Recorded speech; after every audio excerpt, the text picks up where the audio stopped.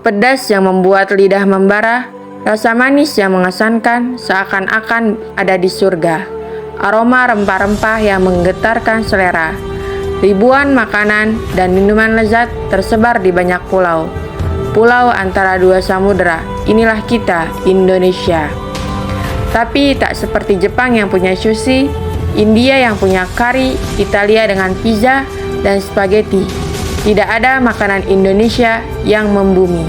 Mungkin karena kita sendirilah yang melupakan, maka disinilah kita akan membahas tentang asal-muasal makanan di Indonesia. Mulai menggali rasa dari setiap makanan di Indonesia dengan mempunyai cita rasa berbeda. Rahasia apa yang tersembunyi di balik kelezatannya? Inilah rasa kuliner Nusantara. Tidak ada negara yang memiliki kuliner sebanyak negara kita. Bermacam hidangan Nusantara jadi cerminan betapa beragamnya negeri kita. Keragaman yang bukan hanya ada di alam, riwayat budaya, agama, politik, hingga bisa menaklukkan di masa silam. Semua berperan besar di setiap cita rasa kuliner Nusantara. Ayo kita telusuri jejaknya. Dahulu ada satu tujuan yang diincar oleh seluruh dunia. Tak disangka tempat itu adalah bagian timur Indonesia. Para penjajah menuju Maluku dan Maluku Utara. Tanah surga tumbuhnya rempah-rempah, dan di sanalah orang-orang kemudian mulai berlayar ke Jawa. Para pedagang Arab pada menetap di pesisir utara, sedang selatan Jawa masih erat dengan Belanda. Tempat yang bertanah basah juga dihujani keringat warga yang menjalani tanam paksa padi mereka. Direnggut hanya disisakan tebu dan sula. Sumatera, tempat pedagang Cina seringkali bersinggah.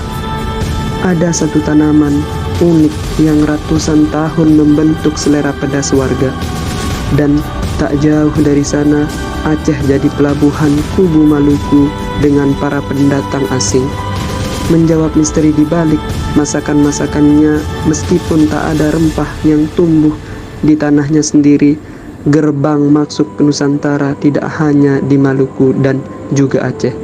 Ada Sumatera Barat yang juga melahirkan jiwa-jiwa perantau, dan karenanya butuh ada masakan-masakan yang bisa bertahan lama agar dapat menemani perjalanan beralih ke seberang lautan. Ada tempat singgah lain, orang Spanyol dan Portugis dari Maluku, Sulawesi Utara.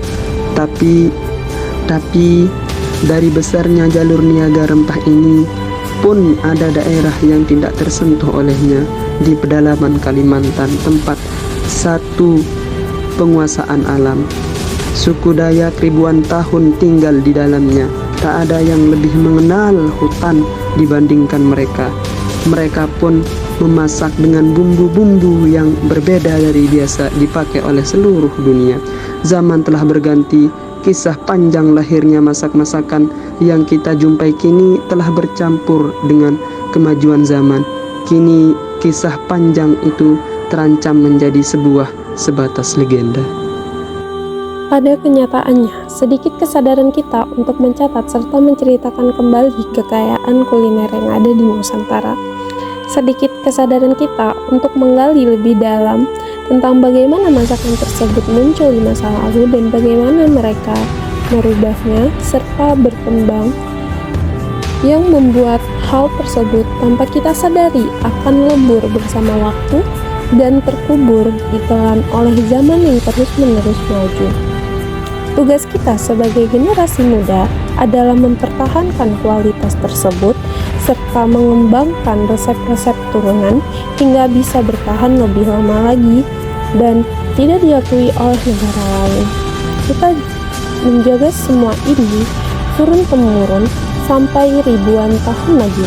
Itulah mengapa kita membahas kuliner masakan Indonesia yang mempunyai beragam cita rasa pada makanan.